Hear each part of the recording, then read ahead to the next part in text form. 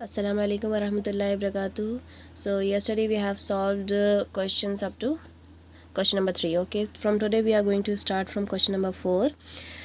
In question number 4 they are saying verify the property a divided by b is not equals to b divided by a for the following integers. क्या कह रहे हैं कि आपको ये property verify करनी है. ये प्रॉपर्टी क्या है? Commutative property. जैसे कि अभी मैं एक्सप्लेन करती हूँ आपको. तो हमें ये वेरीफाई करना है कि ये इसमें होल्ड नहीं करती, मीन्स बराबर नहीं आएंगे अगर हम इस तरह से डिवाइड करते हैं. देखते हैं. चलिए, तो ये देखना है हमें कि यहाँ पे a डिवाइडेड बाई b और b डिवाइडेड बाई, यानी अगर मैं रिवर्स कर दूँ, जैसे 38 को 4 से डिवाइड करना है, एक बार 4 को 38 से डिवाइड करना है, दोनों बराबर नहीं आएंगे. ये प्रॉपर्टी क्या, जैसे कि मैं कहूँ, अगर मैं ये एडिशन की बात करूँ तो ये प्रॉपर्टी सेटिस्फाई होती है, होल्ड करती है, बराबर आती है, नॉट इक्वल्स टू नहीं आती. कैसे कि 3+2 करूँ चाहे 2+3 करूँ, दोनों का आंसर मुझे सेम मिला. ऐसी मल्टीप्लिकेशन में भी होल्ड करती है कि ये 3 इंटू 2 करूँ चाहे 2 इंटू 3 करूँ, मुझे आंसर 6 ही मिला दोनों साइड से. तो ये कम्यूटेटिव प्रॉपर्टी कहलाती है. तो ये प्लस और मल्टीप्लिकेशन में तो होल्ड करती है, लेकिन डिवीजन और माइनस के केस में होल्ड नहीं करती. तो यही चीज़ हमें यहाँ पे चेक करने को कह रहे हैं ये. चलिए, अब हम चेक करते हैं. क्या चेक करना है हमें? एक बार डिवाइड करना है हमें a डिवाइडेड बाई b. इसको हम a मान लेते हैं, इसको हम b मान लेते हैं. a डिवाइड बाई b यानी -38 डिवाइडेड बाई 4. ठीक है. और हमें बताना है कि ये बराबर नहीं होगा b डिवाइड बाई के, यानी 4 डिवाइड बाई -38 के. ठीक है. अब चेक करते हैं ज़रा. -38 को मैं 4 से डिवाइड करूं और 4 को -38 से डिवाइड करूं,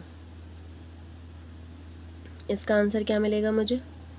4 1 ज़ा 4, 4 के 12 में तो ये आता ही नहीं है, तो हम पहले किससे डिवाइड करेंगे? इसे 2 से. 2 2 ज़ा 4, 2 1 ज़ा 2, 2 9 ज़ा 18, यानी यहाँ क्या मिला मुझे? -19/2. ठीक है. अब मैं यहाँ डिवाइड करती हूँ. 2 2 ज़ा 4, 2 1 ज़ा 2, 2 9 ज़ा 18, यहाँ क्या मिला मुझे? -2/19. दोनों बिल्कुल अलग हैं. एक 19/2 है, एक 2/19 है. तो क्या लिखेंगे हम यहाँ पे? Hence verified. दोनों हमें बराबर नहीं मिले. बराबर कब माने जाते हैं? जब यहाँ पे भी 19/2 है तो यहाँ पे भी 19/2 होता. माइनस दोनों के पास एक ही है, लेकिन क्वेश्चन और न्यूमरेटर डिनोमिनेटर बिल्कुल डिफरेंट है. चलिए, एक पार्ट और करके दिखाते हैं, फिर उसके बाद बाकी पार्ट आप करेंगे. सेकंड पार्ट आप कीजिए, फिर मैं थर्ड बता रही हूँ और फोर्थ फिर आप करेंगे. चलिए, -20 और -5. तो पहले ये लिखना ज़रूरी है. -20 को मुझे डिवाइड करना है -5 से. ठीक है. ये बराबर नहीं आना चाहिए किसके? -5 को अगर मैं डिवाइड करूँ -20 से. एक बार सीधा लिख दिया, एक बार उल्टा. चलिए, -20 डिवाइडेड बाय -5 और -5 डिवाइडेड बाय -20. अब माइनस तो माइनस कैंसिल हो गया. 5 1 ज़ा 5, 5 4 ज़ा 20. यहाँ पे भी कैंसिल हो गया. 5 1 ज़ा 5, 5 4 ज़ा 20. तो यहाँ पे मुझे आंसर मिला सिर्फ 4, और यहाँ पे मुझे आंसर क्या मिला? 1/4. बिल्कुल उल्टा है. यहाँ पे क्या मिला? 4, और यहाँ पे क्या मिला? 1/4. तो क्या लिखेंगे? वेरीफाइड. क्लियर है सबको? कभी भी हम डिवीजन एक नंबर को करते हैं दूसरे से और फिर रिवर्स करें तो दोनों कभी भी बराबर नहीं आएंगे. So this property is not holded by the division. Let's see question number 5. What question number 5 is saying the product of two integers is -352. मतलब दो इंटीजर्स को अगर मल्टीप्लाई किया जाए, प्रोडक्ट का रखा है, तो क्या आंसर मिलेगा मुझे? -352. इफ़ वन ऑफ देम, अगर उनमें से कोई एक -16 है, फाइंड द अदर इंटीजर. तो दूसरा कौन सा होगा? बेसिकली हमें दो इंटीजर का मल्टीप्लिकेशन दे रखा है और उनमें से एक इंटीजर दे रखा है, दूसरा हमें निकालना है. ऐसे हमने क्वेश्चन किए हैं. चलिए देखते हैं. इस केस में हम सबसे पहले क्या मान लेते हैं कि प्रॉपर सोल्यूशन तो आपको इसमें हॉलीडे होमवर्क में नहीं शो करना है, आपको आंसर ही लिखना है. तो देख लेते हैं एक बार. Let the other integer be x. ठीक है. दूसरे इंटीजर को हमने क्या मान लिया? x मान लिया. अब वो कह रहे हैं कि अगर मैं मल्टीप्लाई करूं -16 को और x को, क्योंकि हमें दूसरा पता ही नहीं है, दोनों इंटीजर का मुझे क्या करना है? मल्टीप्लिकेशन करना है। -16 को मैंने मल्टीप्लाई किया x के साथ, तो मुझे क्या मिलेगा, -352। मुझे क्या निकालना है, यहाँ से x की वैल्यू निकालनी है, तो x मैंने यहीं रहने दिया। -352 यहाँ पे था ऑलरेडी, ये इधर लेकर के आया, ये मल्टीप्लाई में इधर आएगा तो डिवाइड हो जाएगा। ठीक है, माइनस से माइनस कैंसिल आउट हो गया। अब मुझे सिर्फ डिवाइड करना है, तो चलिए 2 से स्टार्ट करते हैं। 2 8 ज़ा 16, 2 1 ज़ा 2, ये 15 हो गया। 2 7 ज़ा 14, ये 12 हो गया। 2 6 ज़ा 12। अब फिर से डिवाइड करते हैं, अभी भी डिविजिबल है। ये किससे जा सकता है, 2 से जा सकता है। 2 4 ज़ा 8, 2 8 ज़ा 16, और यहाँ पे फिर से 16 हो गया, तो 2 8 ज़ा 16।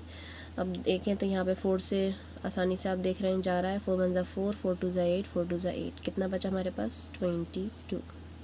So this is the answer.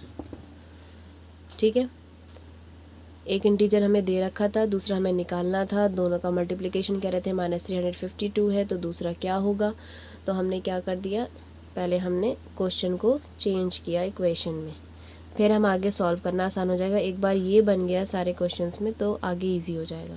Okay, चलिए नेक्स्ट क्वेश्चन देखते हैं। चलिए नेक्स्ट क्वेश्चन क्या दे रखा है, find N integer which gives -13 on division bye 5। यानी आपको एक ऐसा इंटीजर निकालना है जिसको अगर मैं डिवाइड करूँ 5 से तो मुझे आंसर क्या मिले, -13। तो पहले इक्वेशन में चेंज कर लें, फिर सॉल्व करना आसान होगा। इंटीजर को हम x मान लेते हैं, तो कह रहे हैं कि अगर एक इंटीजर को डिवाइड किया जाए किससे, 5 से, तो आंसर हमें मिलेगा -13, और हमसे ये x निकालने को कह रहे हैं। ठीक है, तो बहुत इजी है। कैसे, x को हमने यहीं रहने दिया, दूसरे वाले को हमें शिफ्ट करना है, ये डिवीजन में इसके साथ इधर आएगा तो मल्टीप्लाई, तो -13 यहाँ पे था ही, और ये 5 यहाँ पर आ गया। 5 3 ज़ा 15, 1 कैरी गया, 5 1 ज़ा 5 + 1 6, -65। तो वो कौन सा इंटीजर था जिसको 5 से डिवाइड करने में -13 मिलेगा, -65। Okay, so we have last question. Last question में समझना पहले ज़रूरी है, फिर बहुत ईजी है ये। The temperature of a substance decreases at the rate of 2 degree C पर 10 मिनट्स, यानी हर 10 मिनट में कितना टेम्परेचर गिरता है, 2 डिग्री सेल्सियस। अब कह रहे हैं the temperature of the substance eight 5 o'clock, 5 बजे जो टेम्परेचर था वो कितना था, 10 डिग्री सेल्सियस था। At what time will the temperature of the substance be 4 degree C below 0। 0 से नीचे, कितना नीचे, 4 डिग्री C किस वक्त पर होगा। ठीक है, तो 0 से बिलो 4 डिग्री C कब होगा, कितना नीचे जाना है हमें, 0 से नीचे जाना है, कितना, 4 डिग्री नीचे जाना है। तो आपको पता है जब हम 0 के रिवर्स जाते हैं तो वो माइनस में आता है, तो ये कितना हो गया, कितना आंसर चाहिए हमें, -4 डिग्री C चाहिए। और अभी 5 बजे उसका कितना टेम्परेचर है, 10 डिग्री C। और हमें पता है जैसे जैसे 10 मिनट गुजरते हैं, जैसे ही 10 मिनट होंगे तो 2 टेम्परेचर इसका नीचे गिरेगा।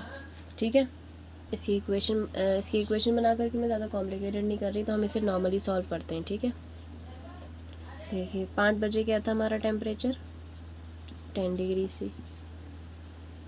फिर जैसे ही 10 मिनट गुजरेंगे, यानी 5 बज के कितने होंगे, 10 मिनट, तो टेम्परेचर हमारा 2 डिग्री नीचे गिर जाएगा। 10 था तो कितना हो गया, 8।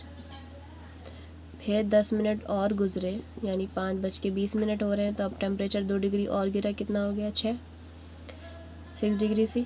फिर हम आगे बढ़े, 5:30 पर हमारा टेम्परेचर कितना हो गया, 4 डिग्री C। फिर हम आगे बढ़े, 5:40 पे हमारा टेम्परेचर और 2 नीचे गिरा, 2 डिग्री C। हमें कहाँ पहुँचना था, -4 पर। अब 5:40 के बाद 5:50, तो टेम्परेचर 2 डिग्री और गिरा, 2 था तो कितना हो गया, अब 0। फिर हम आगे बढ़े, 5:60 का क्या मतलब है, कितने बज गए, अब 6 बज गए, क्योंकि 60 minutes is equals to 1 hour. तो अब ये 0 डिग्री से और 2 डिग्री नीचे जाएगा, कितना हो गया, -2 डिग्री C। फिर 6:10 जब हुए तो ये और नीचे गिरा, तो ये कितना आ गया, -4 डिग्री C। ज़्यादा लेंदी नहीं था, बस आपको 2 टेम्परेचर हर 10 मिनट में गिरना है। तो आपसे पूछ रहे थे -4 डिग्री C किस टाइम पर आएगा, तो किस टाइम पर आएगा, 6:10 पे। चलिए, अस्सलाम वालेकुम वरहमतुल्लाहि वबरकातुहू।